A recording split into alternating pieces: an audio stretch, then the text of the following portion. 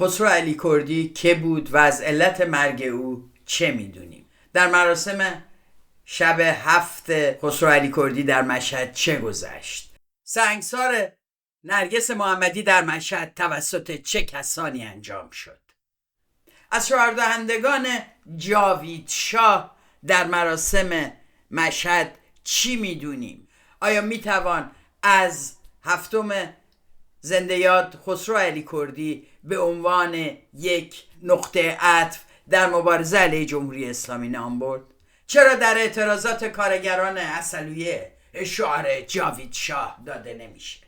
شادی امین هستم. در برنامه این هفته به این سوالات سعی میکنم پاسخ بدم. ازتون میخوام اگر دوستانی هستند که هنوز کانال رو سابسکرایب نکردن این کار بکنن. در عین حال دوستانی که میخوان از ولتاژ حمایت بکنن برای تأمین هزینه های انتشار ماهواره‌ای ولتاژ نیاز به کمک شما هست. کافیست اون دکمه جوین رو بزنین و در حد بضاعت و یا خواستتون از پخش ماهواره‌ای ولتاژ حمایت کنید. ممنون و قدردان کسایی هستم که این کارو کردن و همچنان ازتون دعوت میکنم که با گذاشتن کامنت و لایک کمک کنید که یوتیوب بیشتر این ویدیو رو معرفی بکنه به مخاطبینش و این صدا بتونه به گوش عده بیشتری برسه.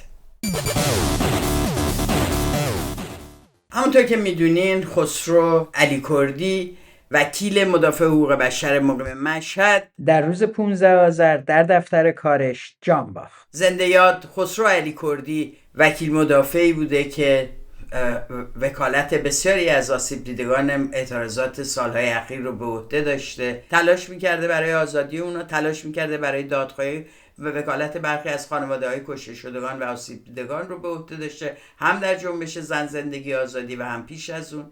و آنچنان که به نظر میاد از طیف رنگارنگ موکلینش انسانی آزاداندیش و مدافع حقوق بشر به شدت علیه اعدام در این رابطه در فضای شبکه‌های اجتماعی حرف میزده. چهره‌ای مورد اعتماد و محبوب بوده در شهر. در این حال فعال سیاسی بوده، در سازمان جبهه ملی ایران عضویت داشته و از کادر رهبریش بوده و فردی بوده که اعتقادات جمهوری خواهانه داشته. در این حال علیه ستمی که از جانب حکومت به مردم میرفته به شدت و قاطعانه موضع داشته و در کنار اونها ایستاده بوده. مرگ او مشکوک قلمداد شد. بسیاری از همون اول عنوان کردن که به دلیل حضور نیروهای امنیتی و جمع کردن تمام دوربین‌ها از دفتر کارش به نظر میاد چیزی رو دارن مخفی میکنن، داره برای پوشش و اختفای یک واقعی اقدام میشه. به همین دلیل برادرش جواد علی کردی بلافاصله اعلام کرد که علت فوت برادرم را با 16 دوربینی که در محل دفترم نصب است و توسط امنیتی ها برده شده است اعلام میکنم. حتی اگر یک ثانیه از آن تکمیل گردد هیچگاه از طریق مجاری قضایی جمهوری اسلامی پیگیر نخواهم. پس از 5 روز ابتدا دستگاه امنیتی یک فیلم چند ثانیه‌ای از صحنه‌ای که اونها میگن صحنه مرگ زنده یاد خسرو علی کردی هستش پخش میکنن. ببینیم چی دیده میشه. اگر بپذیریم که فردی که اونجا نشسته زنده یاد خسرو علی کردی هست، ما میبینیم که کسی اونجا نشسته، کمی کلافه است، داره با موبایلش برمیره، معلوم نیست چه میخواد بکنه و بعد از چند لحظه میبینیم که تعادلش رو از دست میده و از صندلی پایین میفته. ما هیچ چیزی از قبل از این فیلم و بعد از اون نمیدونیم. ما نمیدونیم قبلش آیا چیزی به او تزریق شده، ضربه‌ای به سرش زده شده یا اینکه تحت فشار نشسته. اما میدونیم که چنین اتفاقاتی قبلا در جمهوری اسلامی افتاده. میدونیم که باندهایی در درون حاکمیت وظیفه قتل‌هایی رو که نمیخواستن با اعدام مسئولیتش رو به عهده بگیرن در خارج از سیستم قضایی کشتارشون اجرایی کردن. نویسندگان، روشنفکران، مترجمین و فعالینی که اتفاقا ایده های چپ داشتن، اتفاقا بسیاریشون میتونستن امروز در شرایط کنونی قطعا رول بازی کنند رو از صحنه حذف کرد. جمهوری اسلامی سابقه چنین حذفایی رو داره. به همین دلیل شک و ابهاماتی که مطرح میشه از سوی ما بسیار جدی و بسیار واقع گرایانه است. به هر رو مثل همیشه جمهوری اسلامی نه تنها امکان حضور یک هیئت مستقل رو برای پیگیری چنین پرونده هایی نمیده، بلکه حتی این بار از گزارش پزشک قانونی مستقل هم محروم میمونیم و تحت عنوان سکته قلبی مرگ خسرو علیکردی رسما اعلام میشه. اتفاقاتی که میفته بیشتر و بیشتر ما رو به این سمت میکشونه که این هم یکی از تصفیه حساب‌های جمهوری اسلامی بوده. فردی که بارها دستگیر کرده، تذکر داده، براش حکم صادر کرده، اما همچنان به دفاع از زندانیان، به دفاع از معترضین ادامه داده، به دفاع از خانواده‌های دادخواه ادامه داده رو میبایست به شیوهی ساکت میکردن. برادرم مگه چیکار کرده بودم؟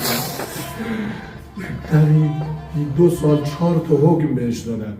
آقا 1 سال رفت زندان، 2 زندان بود، باز یه حکم دادن. از زندان اومد بیرون، یک حکم دیگه بهش دادن. مجددا اون حکم شد 80 یه حکم دیگه دادن. زندان، تبعید، ممنوع خروجی، ممنوع فعالیتی. اما در شب 7 مراسم خسرو علیکردی اتفاقاتی افتاد که به نظرم بسیار مهمه بهش نگاه بکنیم. چی شد؟ مردم جمع شدن برای چی؟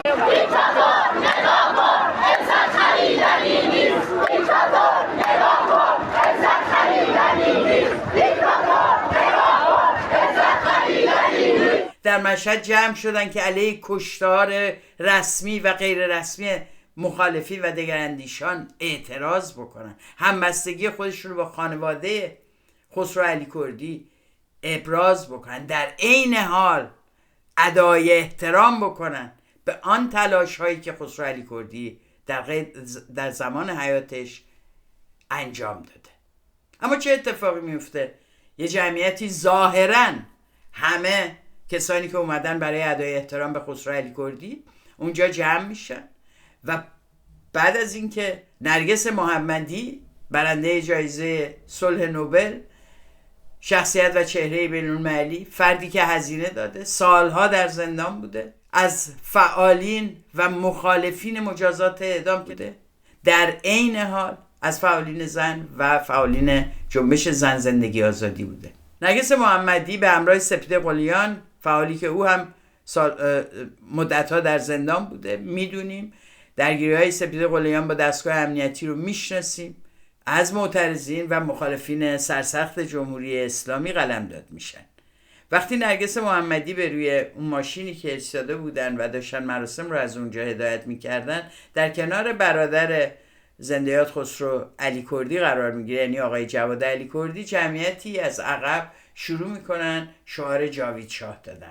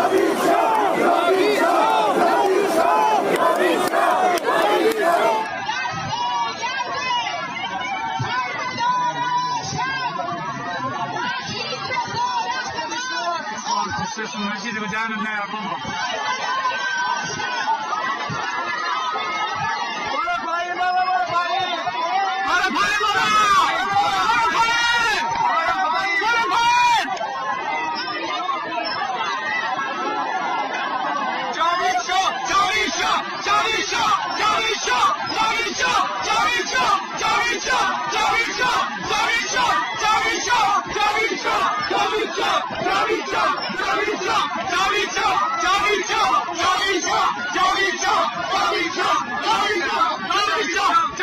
ببینید این صحنه رو با هم نگاه کنید. ببینید این خانم با چه واژه‌هایی حرف میزنه. و به نام آزادی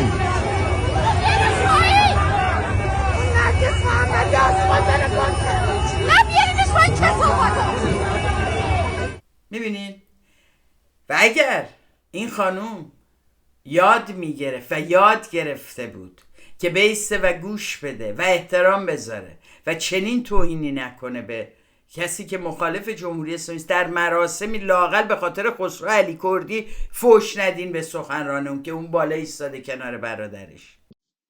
ببینید امیرحسین اعتمادی با چه وقاحتی تصویر جهادی از اون حملات میسازه و اینو تبدیل میکنه به یه حرکت دموکراتیک. خواست شاهزاده این نیست که مردم سانسور بشن، مردم باید صداشون رو با اون چیزی که میخوان، همونجوری که شما گفتید بسیار دموکراتیک. شما کوچکترین توهینی رو دیروز نشنیدید، خیلی مشخص دموکراسی صداشون رو با گفتن، حرفشون رو زدن، فریادشون رو سر دادن. برهم زدن مراسم شخصی یک کسی که جان باخته هست و برادرش این مراسم رو به خوششون اجازه میدن بریزن اونجا و جلو سخنران رو بگیرن. بعد اینا اومده اینجا ادعا میکنه که هیچ توهینی هم نشد.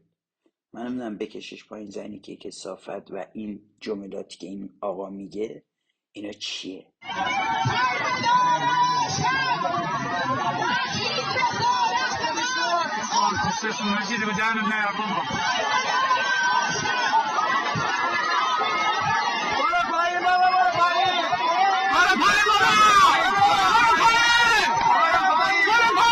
در خارج از ایران سلطنت طلبا همین کار رو کردن. دوستان عزیز، همون موقع من به کرات هشدار دادم، گفتم اگر صفر جلوی اینا نایستیم اینها ما رو حذف میکنن. حذف به معنای این که خیابونها رو خلوت میکنن، میدونای شهرها رو خلوت میکنن. تظاهرات 100,000 نفری برلین رو ببینید چجوری راجبش حرف زدن. در همون تظاهرات چند بار سعی کردن دعوا را بندازن. در کجاها ببینید زد و خورد را انداختن توی تظاهرات ها. ببینید کجاها آدم ها رو بهشون آزار جنسی رسوندن با شعارهای جنسیتی که دستگاه اطلاعاتی از همون اول وارد این تظاهرات ها کرد. بسیاری از نوجوانا، بسیاری از زنان رو از این تظاهرات ها دور نگه داشت. هشدار دادیم اون موقع، گفتن اینا شعارهای مردمه، مردم این شعارها رو میدن. آدمایی ثبت شدن که هیچ جایی نبودن، یهو ثبت شدن با کلی ادعا، همه بلندگوهای مدل بالا داشتن. خب این جمهوری اسلامی ساکت نشسته که یک جنبش عظیم علیه جمهوری اسلامی در خارج از کشور را بیفته و دولت ها رو وادار بکنه عکس العمل نشونه. معلومه که خوشش نمیاد، خب بعد بزنه ریشه‌شو از بین ببره. نمیتونه اینجا ممنوعیت بده که، مجبوری چیکار کنه؟ از این نوع زیاد کنه. یکم اینا تعدادشون بره بالا، آدم حسابی و مخالفین جدی جمهوری اسلامی و افرادی که داره فکرن دیگه این ورا نمیان. این اتفاق در خارج افتاد.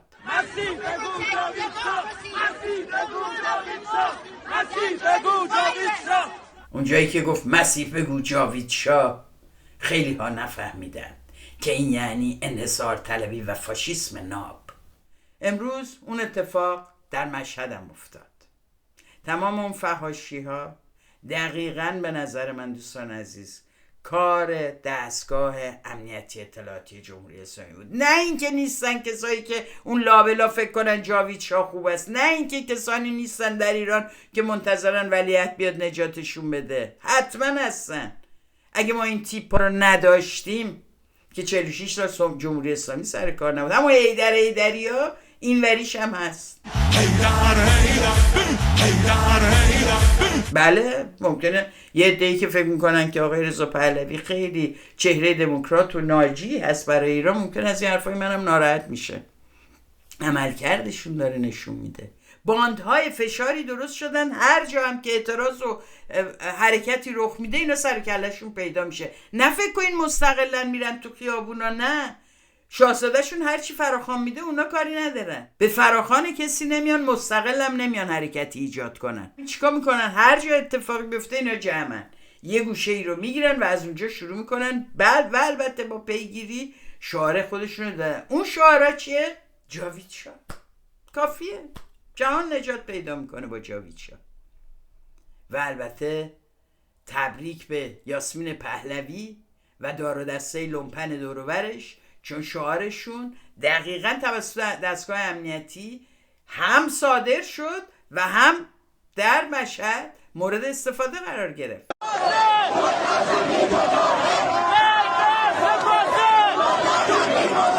در اونجا خیلی ساده میتونن آدم ها را بیفتن و شعار مرگ بر سفاسد ملا چپی مجاهد بدن و جاوید شاه بگن و تمام مراسم رو تحت چنین شعارهایی بگیرن، به جای اینکه بذارن آن اتفاقایی که داره میفته و واقعیت جامعه لااقل در چند صداییش خودش رو نشون بده. ما اما در فیلم هایی که ایران اینترنشنال و من و تو گذاشتن اینا رو میبینیم، در فیلم های دیگه‌ای که پخش شده میبینیم، اما که شعارهای دیگری هم هست که اتفاقا یک پارچه توسط مردم داده میشه.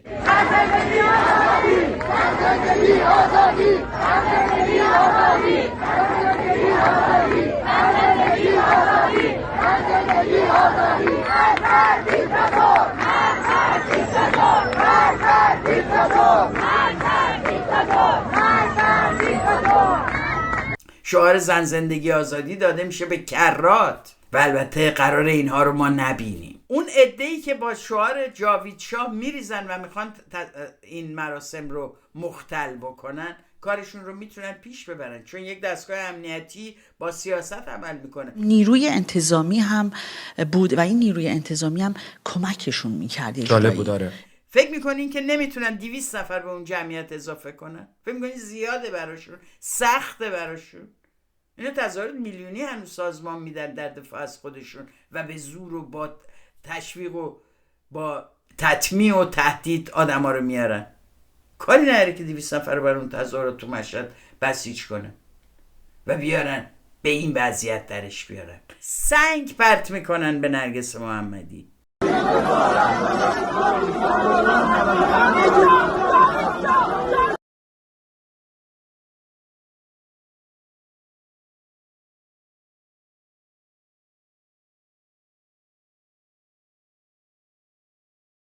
میدونید سنگ زدن به نرگس محمدی در ایران یعنی چی؟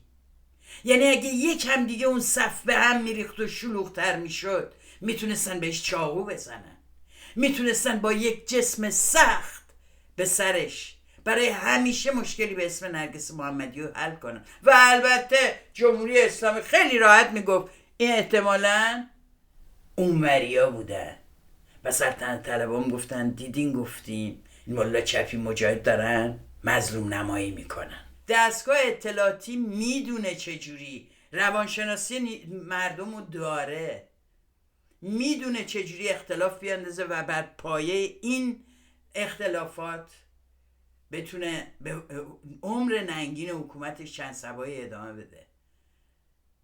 ولی اون کسایی که این کارو کردن فقط دستگاه اطلاعاتی نبودن، بالاخره باید این گارد جاویدانی هم همراهی کنن، بالاخره باید یه ده آدم مرتجع که تحت تفکر جمهوری اسلامی درکشون از آزادی بیان در حد همون درک گندیده جمهوری اسلامی است. برای همینه که میتونن کنار هم وایسن، برای همینه که وقتی شعار مرگ بر سفاسد داده میشه، وقتی حاضرین در اونجا، وقتی سپیده قلیان و نرگس محمدی روی سن تقاضای مرگشون میشه، خب معلومه که جمهوری اسلامی به هدفش رسیده. اعتراضی و مراسمی که به دلیل اتفاقی که افتاده بود، به دلیل محبوبیت خسرو علیکردی در اون منطقه میتونست به یک حرکت وسیع ضد رژیم بدل بشه، اینا عملا تبدیلش کردن به یک تظاهراتی که توش درگیری بشه، جمهوری اسلامی بتونه بدون دردسر بیاد حمله بکنه و عده‌ای رو بگیره، دستگیر بکنه و از قضا نرگس محمدی، سپیده قلیان، عالیه مطلب زاده و بسیاری دیگر دستگیر بشن. خیلی راحت از این ور اینا شعار میدادن جاوید شاجافی جو بکشینش پایین، اینو برو گم شو بیا پایین. توجه کن این جامعه با فعالین درون خودش، با کسایی که زحمت کشیدن میتونه اینقدر بیرحم باشه؟ یعنی فکر کنید واقعا مردم عادی یا مردمی که آنقدر از سیاست میفهمن که حضور پیدا میکنن در مراسم چنین فردی، اونا میتونن بعد به دفاع بکنن از خسرو علی کردی که با نرگس ملاقات داشته، دوستی داشته، هم نظری داشته، به نرگس رو در شبکه‌های اجتماعی خودش مخاطب قرار میده، دوستانه و مهربانانه. چطوری میتونین شما بیاین تو مراسم همچین آدمی بعد به کسی که میره اون بالا سخنرانی کنه چنین فحاشی بکنین؟ مگه اینکه شما مأمور باشید و معذور، یا آنقدر کم شعور و کم درک باشند که دنبال چنین شعارهایی که تنها در خدمت ایجاد تفرقه و آشوب در اون مراسم هست کار دیگه‌ای به کلشون نزنه. نرگس محمدی اما چه میکنه؟ درود بر تک تک شما، درود بر تک تک شما، با شرف‌های تاریخ، با شرف‌های تاریخ. درود بر ایران، درود بر سرزمین سربداران، درود بر خراسان، درود بر خسرو علی کردی. عزیزانم، سخن گفتن امروز در سالگرد سربدار عاشق مجید رضا رهنورد آسان نیست. سربدار با صلابت مجید رضا رهنورد، سربدار عاشق مجید رضا رهنورد، مجید رضا رهنورد. میبینیم که تمام تلاشش اینه که از وحدت، از همبستگی، میگه ما همه برادر و خواهریم، ما همه ایرانی هستیم، تک تک شما رو من دوست دارم، براتون احترام قائلم، اینجا سرزمین سربدارانه و دوستان عزیز، این گفتمان کار نمیکنه. شما نمیتونین به کسایی که اون پایین ایستادن و دارن تلاش میکنن یک مراسم رو به هم بزنن مثل باندای انصار حزب الله، و این تجربه رو ما داریم، ما میدونیم چجوری شروع کردن آروم آروم، اول شروع میکردن شعار دادن تا صدای سخنران شنیده نشه، سیم بلندگوها رو پاره میکردن، دیگه چیکار نکردند اینها برای اینکه صدای مخالفین خودشون رو از روز اول خفه نکنن. ما تو این مبارزه بودیم، میدونیم چی گذشته و امروز میبینیم که هواداران سلطنت دقیقاً در خارج از کشور، در فضای مجازی، دارن از یک همچین اتفاقی در اون مراسم دفاع میکنن. ببینید علیرضا کیانی در مصاحبهش با تلویزیون رسمیشون چی میگه؟ مردم این مراسم رو به نبردی دیگر علیه رژیم و مالکان رژیم تبدیل کردن که تلاش دارن فضا رو عادی نشون بدن با چیزهایی شبیه ماراتون کریس و این دست حرفها. مقابل این عادی سازی ملت ایران ایستادن با شعارهای مانند همین جاوید شاه، این آخرین نبرد پهلوی برمیگرده. براشون افتخاره. اینا اینو به عنوان یک برد سیاسی دارن ازش اسم میبرن. برید تیترای من و تو رو ببینید. جلوگیری از سخنرانی لحظه ورود نرگس محمدی و نمیدونم خواهان خروج او شدن و غیره و غیره. اینا چیه؟ از چی خوشحالید؟ یه ملتی برنده جایزه صلح نوبل شو که خود اون جایزه صلح نوبل مهم نیستا، مهم اینه که این فرد به این واسطه یک چهره بین‌المللی میشه، شما میتونه به عنوان صدای شما لااقل عمل بکنه، هم کما این که کرده، ولی تحملشو نداریم. ایشون جاوید شاه نگفته. ببینید علیرضا کیانی چی میگه، رسما میگه بیاد زیر علم و کتل شاهزاده تا ولش کنید. همونطور که مثلا شما در همایش همکاری ملی برای نجات ایران در مونیخ دیدید، شاهزاده رضا پهلوی 3-4 اصل مشخص تعریف کردن که این 3-4 اصل مشخص نه پادشاهی خواهانه است، نه پهلوی گرایانه است، بلکه میهن پرستانه است. یعنی شاهزاده رضا پهلوی اصولی رو تعریف کرده که همه میتونن ذیل اونجا بگیرن، از جمله همین خانم نرگس محمدی که نام بردید میتونه ذیل اونجا بگیره. و اگه کسی اون 4 اصل و شرط شاهزاده رضا پهلوی رو قبول نداشته باشه، اساسا باید به ایران گرایی او شک کرد. ملت ایران میتونن تعیین کنن که کی میتونه در واقع رهبر انقلاب ملی باشه، نه همایشی در اسلو تشکیل بشه جایزه بدن به کسی بگن که فلانی رهبر باشه یا نه. مردم ایران در واقع فکر می‌کنم از این منظر کاملا روشن کردن داستان رو و افراد هم به حسب اون اصول ملی که شاهزاده رضا پهلوی روشن کرده این رو و در همایش همکاری ملی تجلی باشکوهش رو در مونیخ دیدیم، میتونن در زیر رهبری شاهزاده رضا پهلوی فعالیت کنن. اینا همونن که میگفتن هر کی هر چی میخواد و هر کاری میخواد و اینا، ما خیلی آزاداندیشیم و همه چی رأی شما. ببینید چجوری حرف میزنن. شاهزاده 4 تا بند داده، هر کی اونو قبول نشه مثلا به ایرانی بودنش شک کرد. شما کی هستین؟ لومپنایی که تنها شانسی که دارن که زمانی بتونن بر گرده مردم ایران سوارشن، از زیر شکم رضا پهلوی چسبیدن و سوار این کشتی شدنه. شما در ایران جایی که مبارزه جاریه، کسانی رو که هزینه دادن، کسانی رو که دارن مبارزه میکنن برای رهایی این مردم، از دید خودشون به نوع خودشون تاب نمیارید. شما میخواید همه صحنه مال شما باشه و این عین فاشیسمه. رضا پهلوی رو هم تو فرودگاه یقه‌شو گرفتن، گفتن قبل از اینکه برین سفر و دوباره به تعطیلات و خوشگذرونی بپردازین یه پیام به این ملت بدین. تو این بالاخره برادران ما همه اونایی که QR کد زدن فعال شدن، فعالشون کردیم توی مشهد، اون مشهدیاشون فعال شدن و پاک مهر خودمون رو زدیم. هم شعار جاوید شاه دادن، هم گفتن این آخرین نبرده، هم هر شعاری داشتیم و دادن اونجا. هیچ اتفاقی هم واسه شون نیفتاد، خیالتون راحت، دوباره هم میان میدن.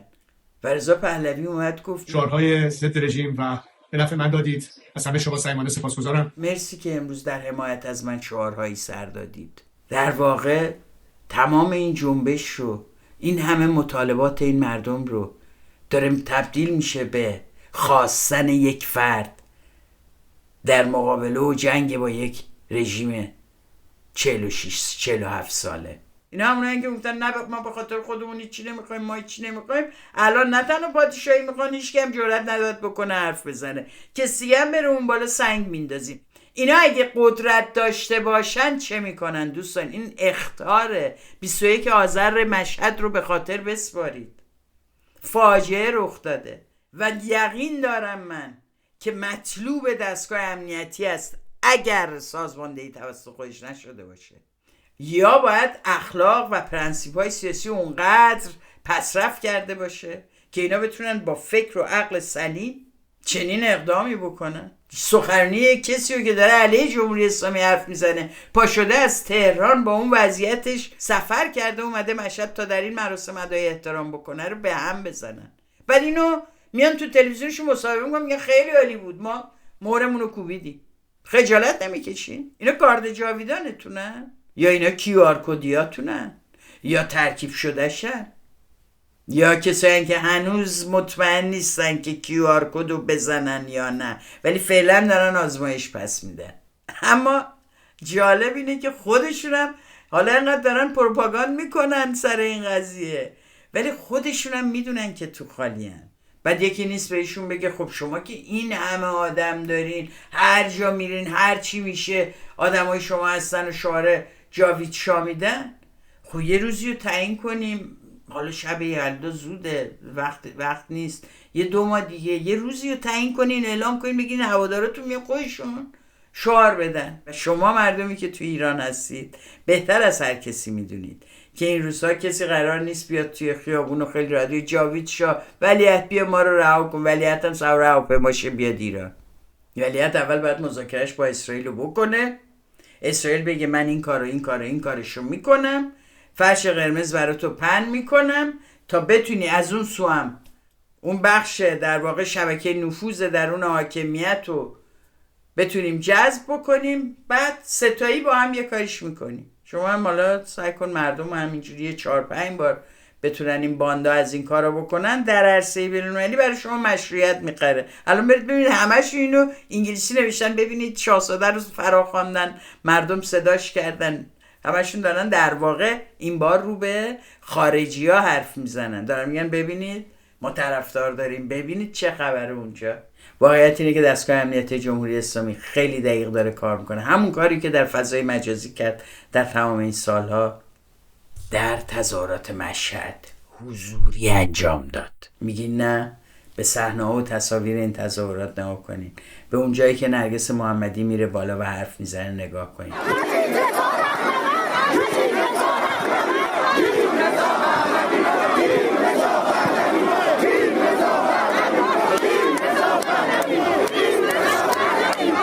ببینید جمهوری اسلامی دیگه نمیتونه اعتراضات مردم رو ساکت بکنه. جمعیتی که جمع شده در اعتراض به مرگ مشکوک خسرو علی کردی، سخنرانی‌های شجاعانه‌ای که اونجا صورت میگیره، همه اینها نشون میده که جامعه آماده یک انفجار عظیمه. کسایی که چنین حرکاتی رو میکنن، چنین میخوان اختلاف بزنن و چنین میخوان خبری که میتونست امروز مورد بحث ما باشه، یعنی خیلی عظیم جمعیتی که در خیابون‌های مشهد راه رفتن، شعار دادن و از اهداف و آرمان‌های خسرو علی کردی حرف زدند و دفاع کردن، تبدیل میشه به چی؟ تبدیل میشه به سنگ پرتاب کردن به یکی از مبارزین ضد اعدام در این کشور. خجالت آور نیست واقعا؟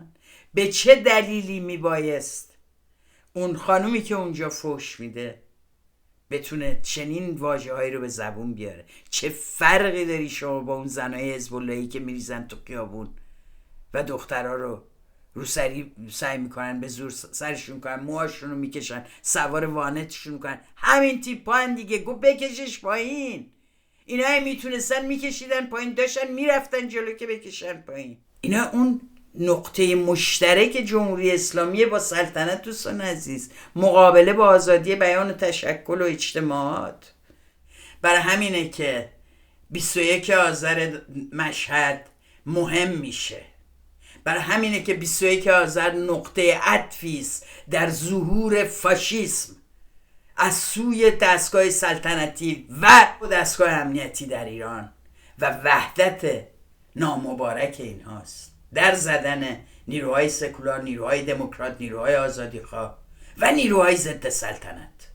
و برای همین میگم نه خانم نرگس محمدی نه هیچ کس دیگه‌ای مماشات با این جریان استبداد طلب و انحصار طلب غلطه دوستان عزیز. میبایست اجازه نداد چنین حرکات رو به انحراف بکشونن و به طور قطعی باید باشون مقابله کرد. باید اینا رو طرد کرد دوستان عزیز.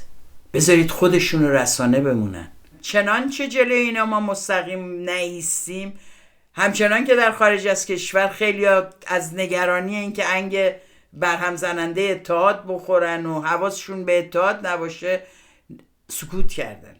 خطاست دوستان عزیز. روش مقابله با چنین سیاست خشن، ضد دموکراتیک و ارتجاعی از سوی طیف سلطنت و دستگاه امنیتی اطلاعاتی جمهوری اسلامی مقابله جدی است. اینا چنان دستگاه امنیتی و ساواک و گارد جاویدان و انواع اقسام اون نیروهای آتش و غیره رو ایجاد خواهند کرد. حکومت نظامی که پشیمون شین از این که زمانی حتی به ایشون لبخند زدیم، ولی ممکنه دیر باشه. برای همین جلوی فاجعه رو باید از امروز گرفت. از امروز باید مردم نشون بدن که بعد از 46 سال نمیخوان دوباره آزموده رو بیازمایند. این آینده تاریک رو حق ما نیست. حق این جامعه است که آزادی و دموکراسی رو تجربه بکنه. حق این مردمه که دوباره زیر دست اوباش و اراذل چماقدار نلرزن وقتی یک تجمع برگزار میکنن. میتونن برن تو خیابون با دوچرخه، احتمالاً میتونن مینی جوب بپوشن، میتونن دست همدیگه رو تو خیابون بگیرن، ولی حق گذاشتن شب شعر، حق گذاشتن برنامه‌های سیاسی فرهنگی، حق اعتراض و حضور خیابانی، حق نوشتن بیانیه و مقاله نخواهند داشت. انتشار روزنامه، تولید فیلم، همه اینها اون جایی است که دستگاه پهلوی دشمن آزادی و دموکراسی است. دیدیم، میبینیم. حالا در اروپا بود، مهم نیست. مگه اینجا انقلاب ایران سرنوشتش اینجا رقم میخوره؟ نه، اینجا تست میکنن. دستگاه امنیتی تست میکنه، سلطنت طلب تست میکنه و مشترکاً در داخل جامعه اجراش میکنن. این شعار یه عده هوادار رضا پهلوی نبود دوستان عزیز. مکانیزم و پیچیدگی‌های اجرای این عملیات به قصد به سکوت کشاندن سخنرانی که از صف آنها نیست یا مثل آنها عیناً فکر نمی‌کنه، این ظهور پدیده فاشیسم در ایران در خدمت جمهوری اسلامی، در خدمت دستگاه استبدادی سلطنتی باید به شدت هم دیده شود، هم راه حل های دوستان عزیز برای مقابله باش باید تدوین بشه.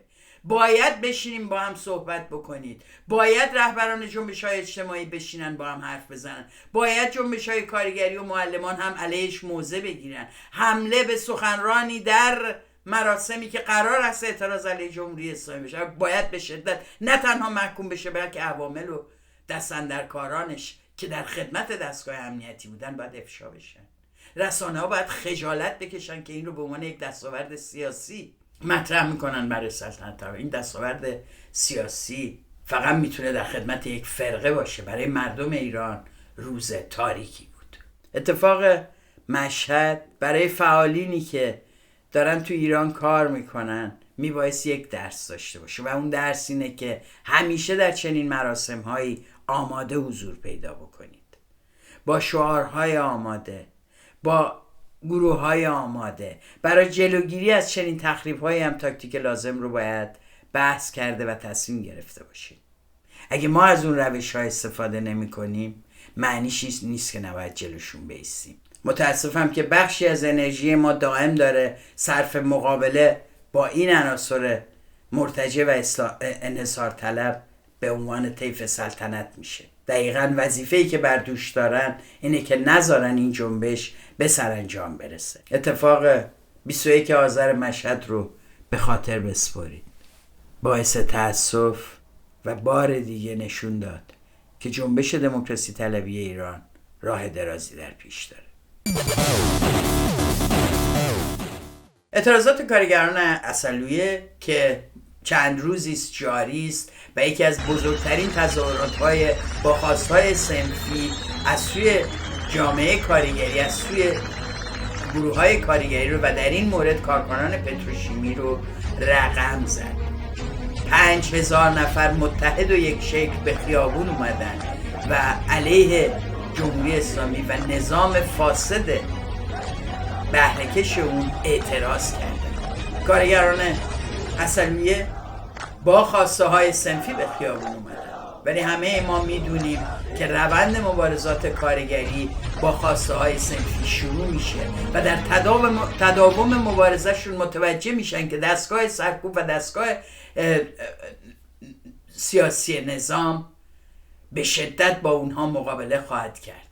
با قول و قرار، وعده و وعید، تهدید و تطمیع سعی میکنن که این جنبش ها رو خاموش بکنن، رهبرانشون رو دستگیر و زندانی بکنن و در مواردی به قتل برسونن یا اعدام کنن تا بتونن کارایی سیستم بهره‌کشی خودشون رو حفظ بکنن. حالا این تظاهرات با شکوه برگزار شده، کسی به کسی سنگ ننداخته، کسی جاوید شاکویان بقیه رو خفه نکرده و این اون جایی است که ما بهش تکیه داریم.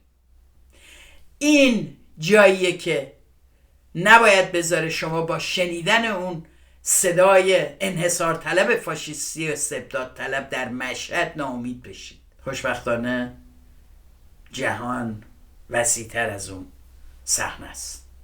جهان مبارزات مردم ایران نیز بزرگتر از اون صحنه است. اگه قرار ایران آزاد شه، اگه قرار مردم ایران روی خوش ببینن، قطعاً با کمک همین جامعه است که تولید کشور رو در دست داره، خدمات کشور رو در دست داره، ولی از اون کمترین بهره‌ای نمیبره.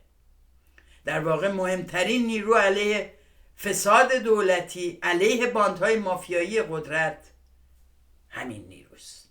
این نیرو نمیاد تو خیابون داد بزنه بگه ولیعت کجایی به داد ما بیایی. این نیرو بیش از هر نیروی دیگری در جامعه قدرت خودش رو میشناسه، میدونه که بدون قدرت او اساساً چرخ این صنعت نمیگرده، میدونه بدون وجود او اساساً چرخ این سیستم اقتصادی نمیگرده.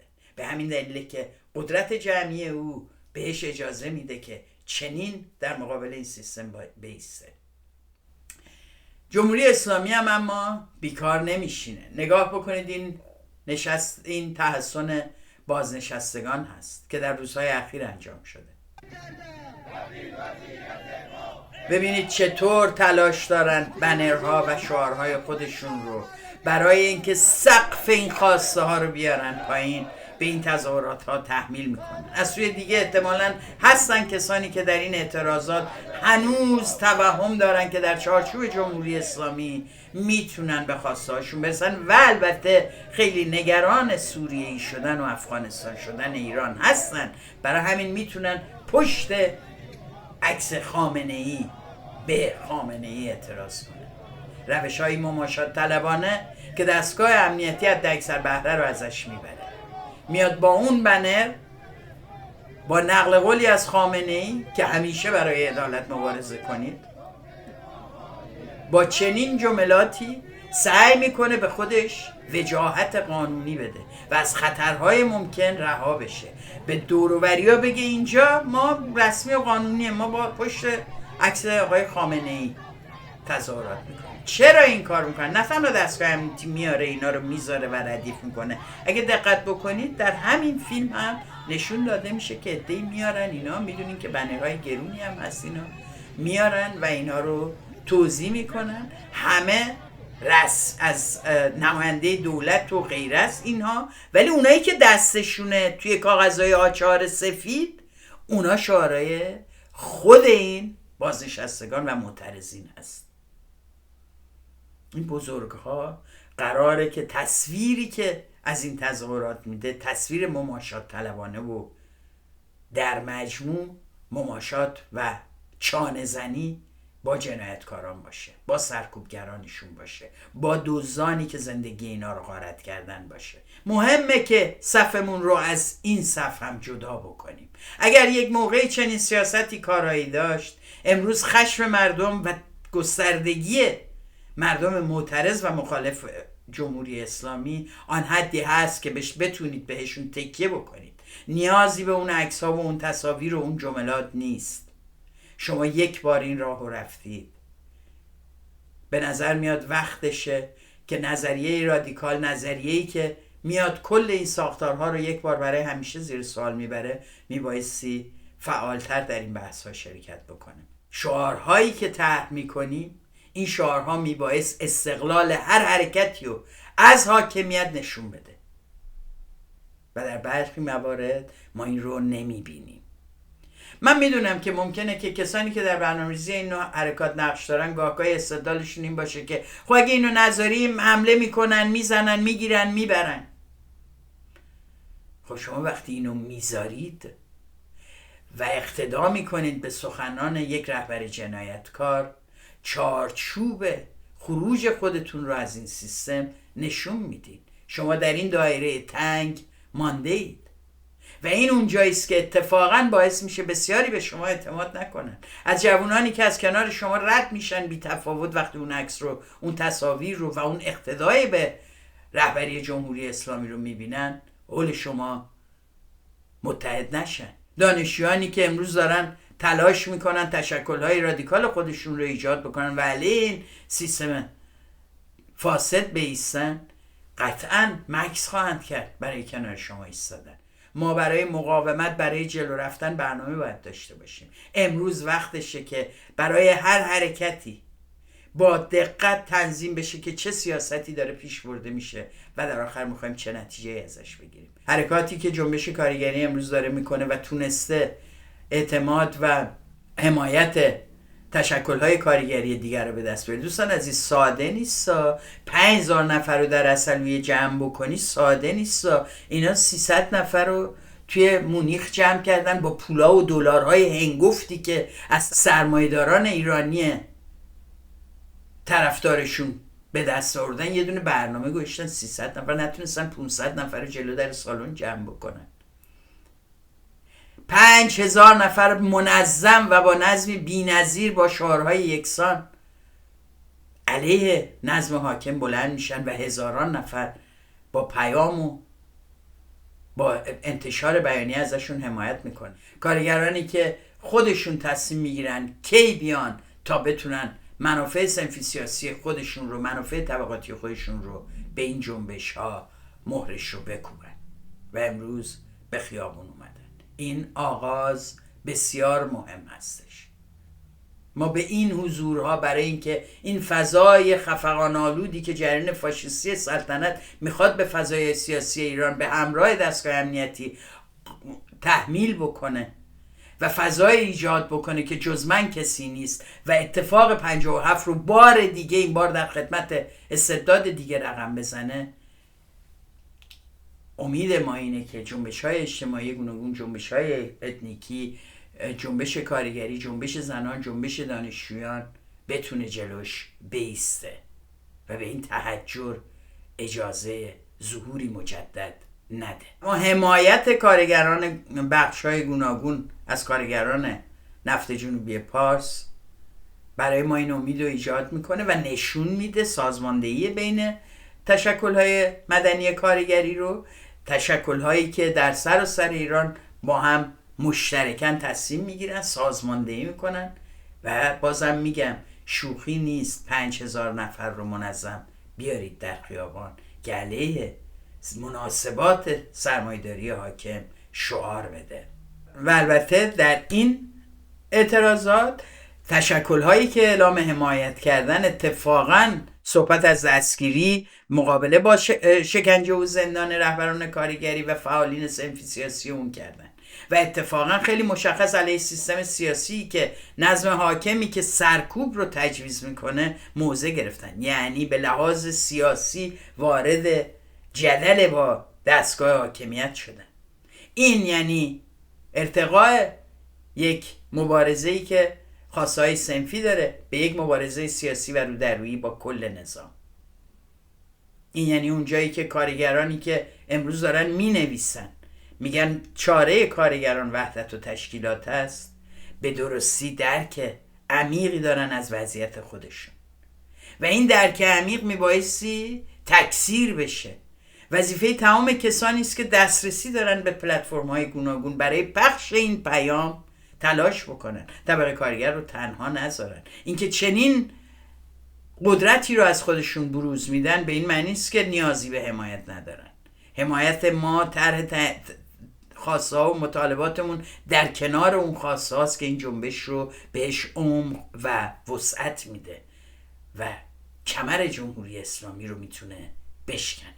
سرنوشت انقلاب ایران به سرنوشت این مبارزات گره خورده و نه مصاحبه در فلان کشور یا فلان نشست یا سمینار در آمریکا و اروپا.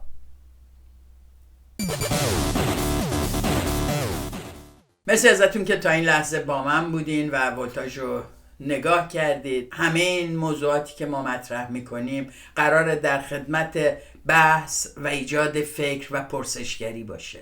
من از همتون ممنونم که در این روزها پیام میدین، پیشنهاد میدین برای ولتاژ، نظراتتون رو با من طرح میکنین که بسیار برای من ارزشمنده. همه اون دوستانی که پیغام گذاشتن و ایده های خودشون رو در رابطه با این اتفاقات مطرح کردن بدونن که در پرورش تحلیلی که من میدم بسیار نقش داره. به هر شکل تلاش ما اینه که یک صدای جمعی رو منعکس بکنیم و ایجاد یک فکر جمعی برای مقابله با این معضلات بکنیم. ما امروز وظیفه حادی در قبالمون قرار گرفته. این وظیفه رو موظفیم بهش پاسخ بدیم تا بلای سال 57 بر سر این جامعه نیاد. قدردان خواهم بود اگر لینک برنامه رو برای دوستان و آشنایانتون بفرستین. ممنونم از همراهیتون و مهمتر از همه میخوام ازتون که ولتاژ رو مثل همیشه دوست داشته باشین.